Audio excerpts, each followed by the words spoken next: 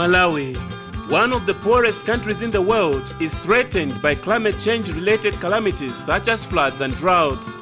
Coping with climate change is increasingly becoming necessary in this country. This is Chididi, a high-lying area in Sanje district which has been experiencing droughts due to climate change.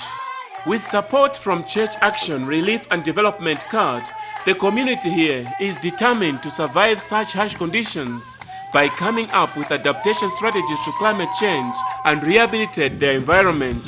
Previously, this area was extensively cultivated, but due to persistent droughts, the residue moisture which supported this cultivation is no longer available.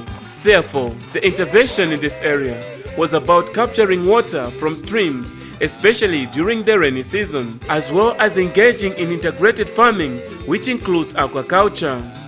Village headman Massimo explains about rain harvesting. Usually when it rains, most of the water just passes through, since this is a high-lying area. So we built weirs and blocked some streams to capture water.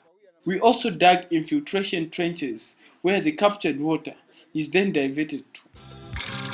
When the harvested water reaches these infiltration trenches, it soaks down to recharge the water table and in turn enhance the much-needed residue moisture. The positive impacts of this intervention have started being visible. The vegetation that lie between the infiltration trenches is doing fine. Even the community, out of their own initiative, felt it was possible to use the very same water to do direct irrigation.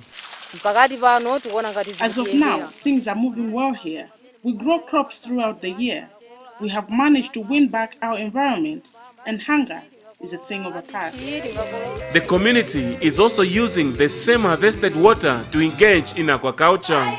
This community has managed to rehabilitate their environment and have successfully adapted to climate change and variabilities and attained food security thanks to this intervention.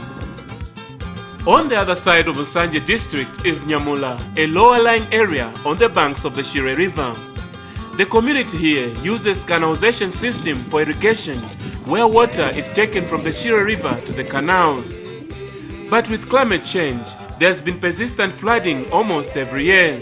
When it floods, the canals are filled with silt, so much that every year the community has to come and remove the silt, which in most cases is equal to re-excavating the canal network. Responding to this challenge, the community, with assistance from CARD, want to lay big PVC pipes and bury them in the canals. Concrete wells with concrete lids will be built, so that when it floods, the walls of the well would not be affected. After the floods, the community would simply go and remove the concrete lids and carry on with their irrigation. We are now heading for Mulanje district, one of the heavily deforested areas in Malawi. The people here depend on firewood for their fuel. We meet Odharia. She's on her daily routine of scavenging for firewood. This place is so deforested. There's a problem of firewood, and I have to walk miles in search of the wood.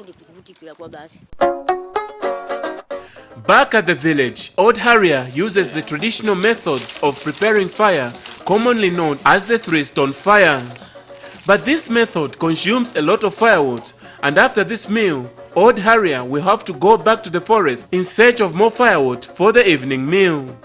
Responding to the alarming levels of deforestation, the community here is molding and encouraging the use of energy-saving clay stoves. Research by the Program for Biomass Energy Conservation (PROBEC) in Mulanje has shown that these clay stoves can use up to 95% less firewood than the traditional three-stone fire method. Agnes Mbawa is the community leader here, and she's been using these clay stoves and testifies their energy-saving abilities. Long time ago, before I started using this clay stove, I used to use a lot of firewood. But this clay stove consumes less firewood. As the heat is used more efficiently, cooking goes faster compared to the three-stone fire method. Actually, by using less firewood, these stoves are helping to prevent further deforestation, which is a big problem here. The documentary which I've seen here is produced by CURE, and CURE's role is a coordination of all NGOs which are working in environment and natural resource management, but also adaptation to climate change issues. Like in this documentary, we've seen the showcase of what the CURE partners are doing in activities of adaptation to climate change. As demonstrated here, you can see that adaptation to climate change is the key to assisting our local communities in improving their livelihood strategies.